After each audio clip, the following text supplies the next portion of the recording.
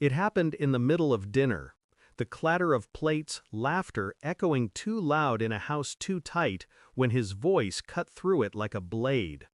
My husband stood, chair scraping the floor. His hand trembled, but his eyes were steady. He waved the paper like a flag of war. The DNA test shows she's not mine. The room froze. Forks halfway to mouths, breaths stalled. My daughter, our daughter, sat small at the table, her eyes wide and shining. I felt the ground shift, a sudden hollow beneath my ribs, but I didn't move. Then she turned. My little girl. She lifted her hand, pointed across the room, to another child, a cousin, a girl with the same eyes as my husband's sister. "Then did you test her DNA too?" she asked. The silence cracked. Gasps, whispers. My husband's face drained. I didn't breathe. The air itself held its breath. And in that stillness, I knew the night had only just begun to break me. The paper in his hand wasn't proof, it was a weapon. And he wielded it before them all, not to understand, but to humiliate. Not in private, not with questions, but with a performance. My skin burned, but I didn't move. His betrayal wasn't the paper, it was the stage, the performance, the cold calculation of it. I stared at him, steady, because if I spoke, I'd crack. If I cracked, I'd be guilty. But inside, my thoughts clawed at each other. Who had whispered in his ear? Who pushed him to test? And why her? Why now?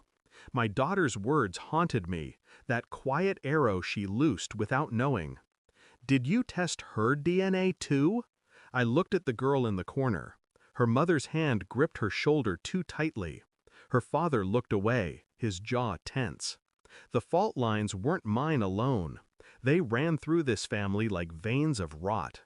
My husband's accusation had lit a match, and the cracks glowed. And beneath it, one thought circled, cold and relentless. If he doubted once, he'd doubt again. Trust was already dead. The days after blurred into a silent, suffocating fog. He didn't speak to me, not directly, only clipped words to our daughter or heavy footsteps down the hall. But I didn't confront him. I couldn't, not yet. Instead, I moved quietly, the clinic envelope folded deep in my purse.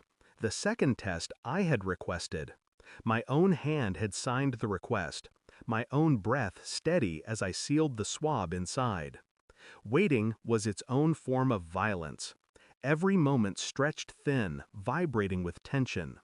I watched him at night, scrolling through his phone, his lips pressed tight, looking for something to confirm the story he wanted to believe. And I wondered, was this about her paternity or about me? Was this his excuse, his way out, his cover for something else? I played my role, calm, detached, dinner cooked, clothes folded. My silence was a mirror he couldn't read. But inside, the storm gathered. I thought of that little girl again, the way her mother flinched, the way her father looked away.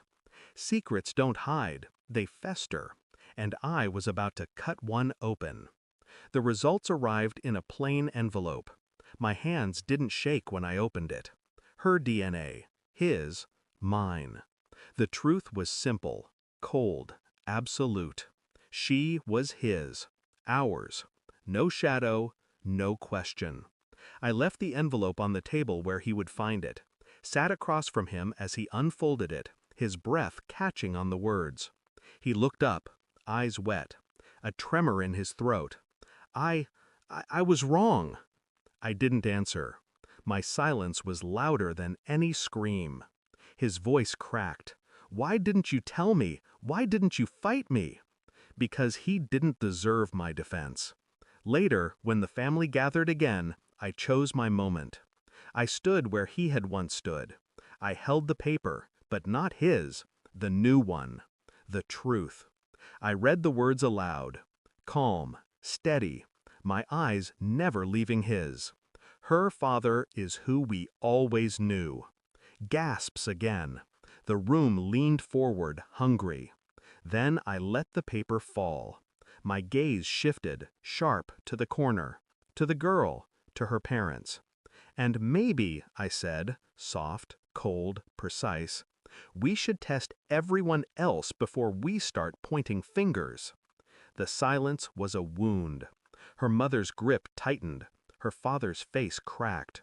And my husband? He broke twice. Once in shame, once in the realization that I had cut deeper than he ever could. I walked away that night not with victory, but with clarity. The truth hadn't saved us, it had exposed us. Trust was gone. His betrayal wasn't in doubting, it was in doubting publicly, in turning my child into spectacle. That wound would never close. But I had left my mark. Calm, sharp, final. He wanted to shame me. I dismantled him instead. And when I closed the door behind me, I realized I didn't feel sorrow. I felt nothing at all. Thanks for watching. Don't forget to like, share, and comment. Subscribe now to Cheating Stories Insight World for more amazing stories.